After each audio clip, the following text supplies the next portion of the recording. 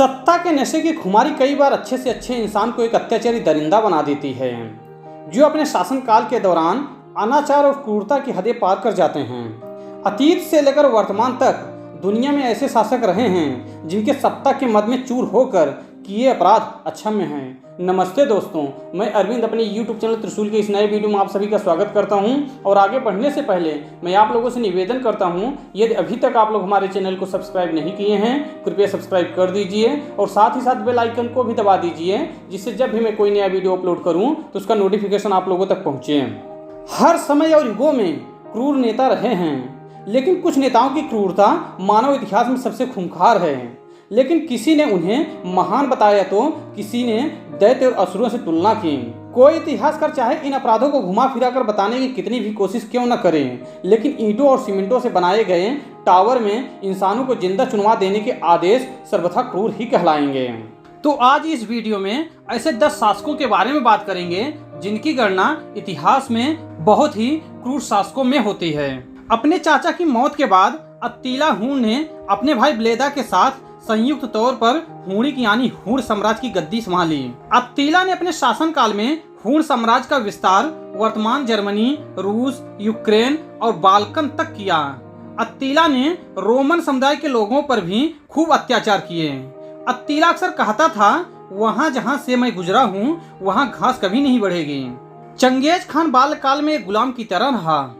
अपनी किशोरावस्था के दौरान उसने मंगोल जनजातियों को एकजुट किया। इसके बाद आक्रमण करते हुए मध्य एशिया और चीन के एक बड़े हिस्से को जीत लिया। इतिहास के पन्नों में उसकी शासन शैली को क्रूर बताया गया है। इतिहासकारों का कहना है कि उसने सामूहिक रूप से लोगों का नरसंहार किया था। चंगेज खान भारत तक भी आया था, लेकिन दिल्ली के सुल्तान इल्तुतमिश के पराजय स्वीकार करने पर सिंधु नदी के किनारे से ही लौट गया। उसने मंगोल साम्राज्य की नींव रखी थी। 1227 में चंगेज खान का इंतकाल हो गया था। तैमूर लंग उर्फ तैमूर लंगड़ा या टेमरलेन ने 1398 में भारत पर आक्रमण किया। उसने सिंधु नदी को पार किया और मुल्तान पर कब्जा किया तथा दिल्ली तक चला आया। तैमूर ने आधुनिक ईरान, सीरिया सहित पश्चिमी एशिया के एक बड़े हिस्से तक सैन्य अभियानों का नेतृत्व किया। वर्तमान के अफगानिस्तान में उसने जिंदा लोगों को दीवारों में चुनवाकर एक टावर बनवाया था। अपने शासनकाल के दौरान विद्रोहियों को कुचलने के लिए नरसंहार भी कराए। वह अपने पूर्वज चंगेज खान की राह पर चल निकला था। उसने दूसरे धर्म को मानने वाले लोगों के घर जलाए। दिल्ली, पानीपत, मेरठ में बड़े स्तर पर लूटपाट और चुन चुनकर हिंदुओं का नरसंहार किया। सैकड़ों महिलाओं की असमत लूटी। राजा हेनरी अष्टम और अरागोन के कैथरीन की एकमात्र संतान मैरी प्रथम सैन्य आक्रमण के बलबूते 1553 में इंग्लैंड की रानी बनी और जल्द ही कैथोलिक धर्म को मुख्य धर्म के रूप में फिर से स्थापित किया और स्पेन के प्रिंस फिलिप द्वितीय एक कैथोलिक से शादी की। अगले कुछ वर्षों में कैथोलिक धर्म थोपने का विरोध करने पर सैकड़ों प्रोटेस्टेंट समुदाय के लोगों को मौत के घाट उतार दिया गया और इसके लिए उसे ब्रिटिश क्वीन मैरी को ब्लड मैरी भी कहा जाता है। मैरी इंग्लैंड पर शासन करने वाली पहली रानी है। इंग्लैंड में रोमन कैथोलिक धर्म को बहाल करने के दौरान प्रोटेस्टेंटों के उत्पीड़न के लिए कुख्यात रही। व्लादिमीर इलिच उल्यानोव का जन्म 22 अप्रैल 1870 को ओल्गा नदी के किनारे सिम्ब्रिस्क शहर में हुआ था। व्लादिमीर किशोरावस्था से ही कथित क्रांतिकारी गतिविधियों में लिप्त सेंट पीटर्सबर्ग से निर्वासन के बाद साइबेरिया पहुंचा और शादी के बाद 1901 में लेनिन नाम अपनाया। करीब 15 साल पश्चिमी यूरोप में गुजारने के दौरान वह Russian special democratic workers party का बोल्शेविक धड़े का नेता बन गया। 1917 में सोवियत रूस में लेनिन के नेतृत्व वाले सशस्त्र विद्रोहियों ने जार शाही सरकार को उखाड़ फेंका। इसे अक्टूबर क्रांति के तौर पर जाना जाता है। लेनिन के हाथ में सत्ता आ चुकी थी, लेकिन 3 साल तक रूस में गृहयुद्ध चलता रहा। क्रांति युद्ध और अकाल की अवधि के दौरान लेनिन ने देशवासियों की उपेक्षा की। अपने विरोध में उठने वाली हर आवाज को बेरहमी से कुचल दिया। 24 जनवरी 1924 को लेनिन की मौत हो गई थी, लेकिन अपने पीछे मार्क्सवाद लेनिनवाद की विचारधारा छोड़ गया। स्टालिन का जन्म जॉर्जिया में हुआ था।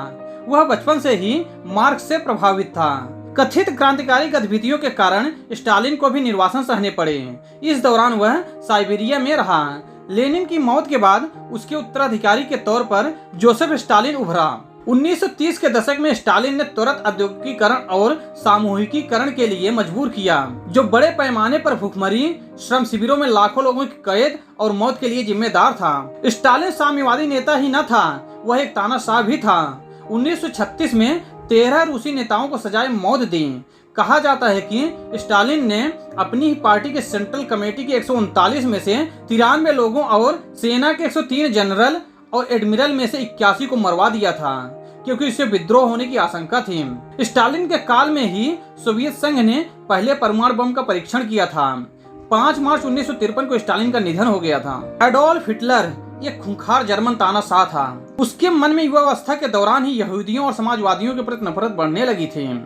प्रथम विश्व युद्ध के दौरान हिटलर सेना में शामिल हुआ और जर्मनी की तरफ से लड़ा, लेकिन जर्मनी की हार के बाद उसने सेना छोड़कर जर्मन वर्कर पार्टी की सदस्यता ली, जो बाद में नाजी पार्टी बन गई। इसके बाद उसने लोगों को यहूदियों और समाजवादियों के खिलाफ भड़काना शुरू कर दिया। 1930 से 32 के दौरान जब जर्मनी में आर्थिक मंदी का दौर आया, तब तक वह सत्ता के केंद्र तक पहुंच गया था। उसने अपने आप को जर्मनी का राष्ट्रपति और सर्वोच्च न्यायाधीश घोषित कर दिया। उसने तंबाकू पर सख्त प्रतिबंध के नाम पर यहूदियों को चुन चुन कर मरवाया। नाजी विरोधियों को जेल में ठूस दिया गया। हिटलर के शासन काल का होलोकास्ट इतिहास का वो विविध नरसंहार था, जिसमें करीब 6 साल में 60 लाख यहूदियों का कत्लेआम किया गया था। इनमें 15 लाख तो सिर्फ बच्चे थे। 1941 के अंत तक हिटलर के जर्मन साम्राज्य में तकरीबन सभी यूरोपीय देश और उत्तरी अफ्रीका का एक बड़ा हिस्सा शामिल था। कहा जाता है कि हिटलर के शासन में नाजियों ने लगभग 1 करोड़ लोगों को मारा था। चीन का कथित साम्यवादी माओ त्से तुंग उर्फ माओ जोडांग चीन में उद्योग और कृषि को राज्य के नियंत्रण में रखा गया था। सत्ता के खिलाफ किसी भी प्रकार से उठने वाले विरोध को तेजी से दबा दिया गया। माओ के समर्थक बताते हैं कि उसने चीन का आधुनिकीकरण किया।